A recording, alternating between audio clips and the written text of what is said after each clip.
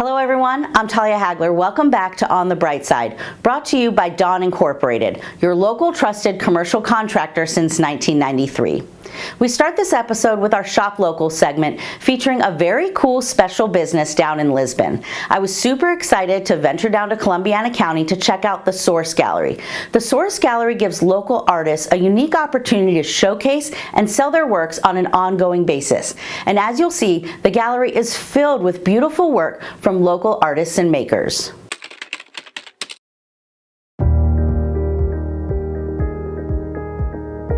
I'm Mark Hamilton. I live here in Lisbon, Ohio, and we are in Source Gallery. Source Gallery's been open since January of last year, and it's kind of been a dream of mine to have an art gallery. The idea behind Source Gallery is it's a local destination to present local artists and to support the arts in the area. And there's not a lot of galleries or things like this around.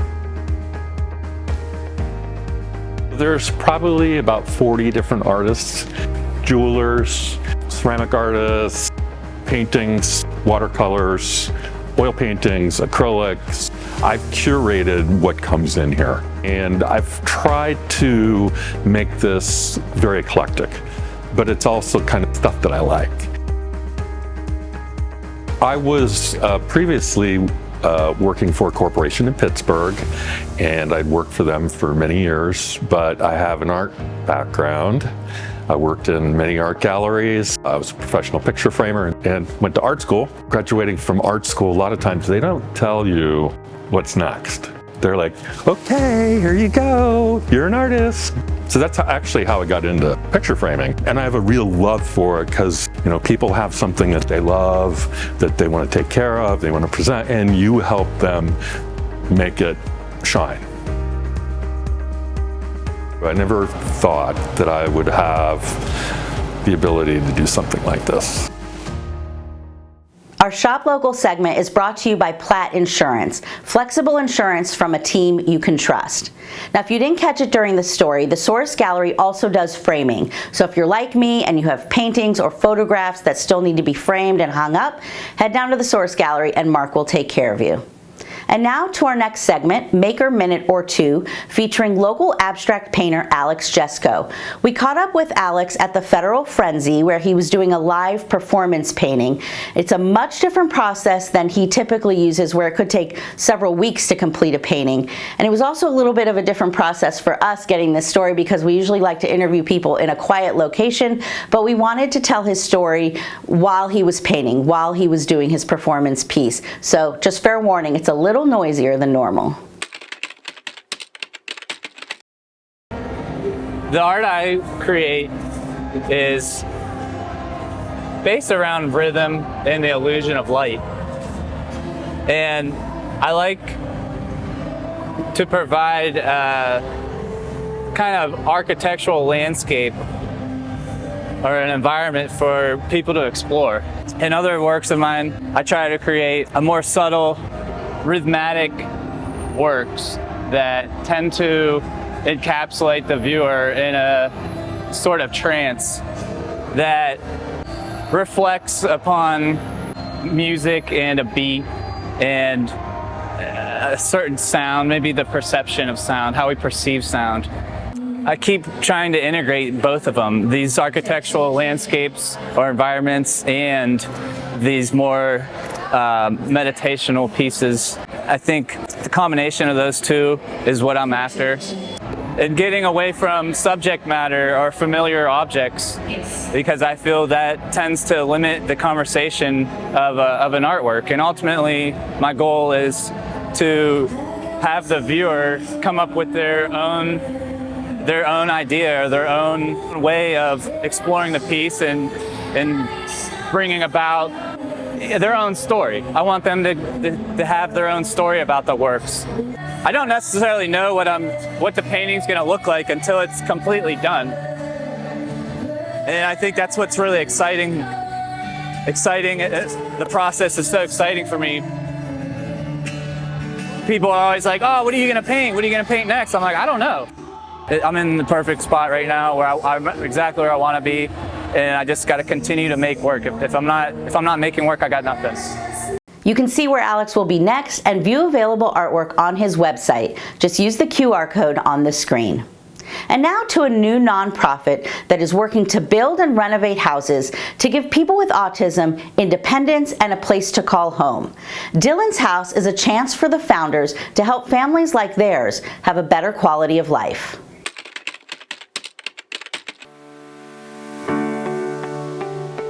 I'm Amy Shope, and my husband and I started Dylan's House, which is an organization to raise funds for individuals with autism to provide housing and to help with caregiver support. The nonprofit will own the homes that we will either buy or build, and we will work with agencies in the Valley that will run and staff those homes. Our son Dylan, who is 22, has autism, and he was always pretty intense, and it was 24/7. Some of the stories are pretty unbelievable. One time my husband said, I just can't keep doing this. It was like living in a war zone.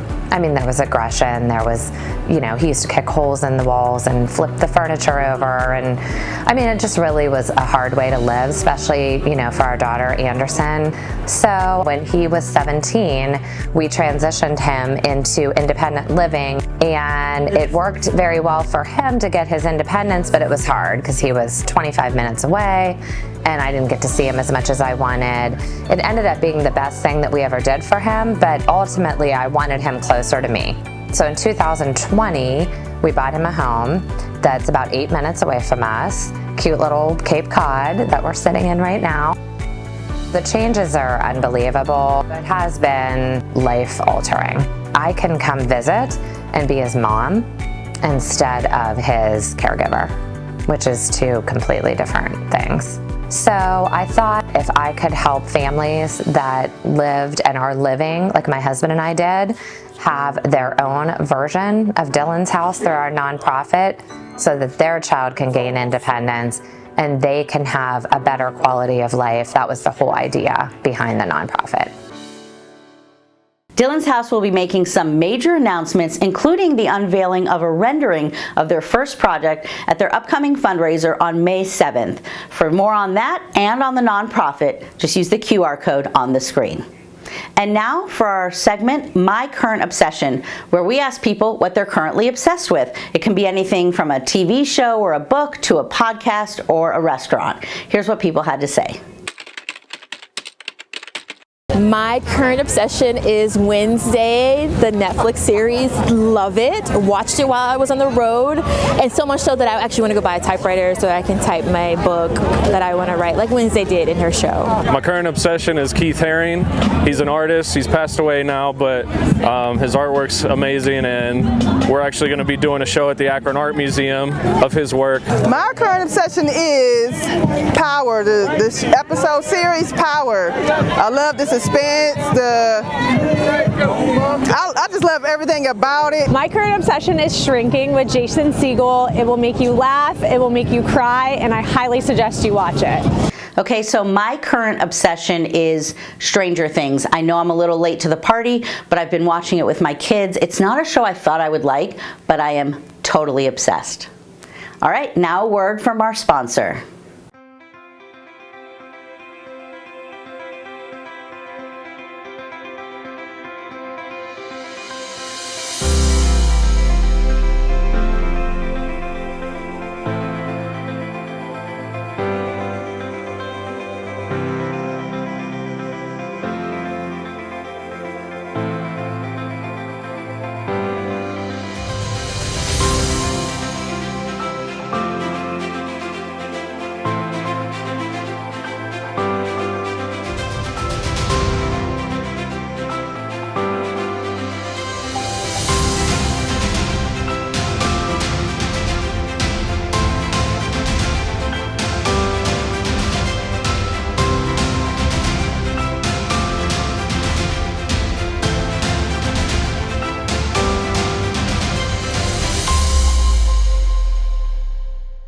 going to do it for this episode of On the Bright Side. Thank you so much for joining us.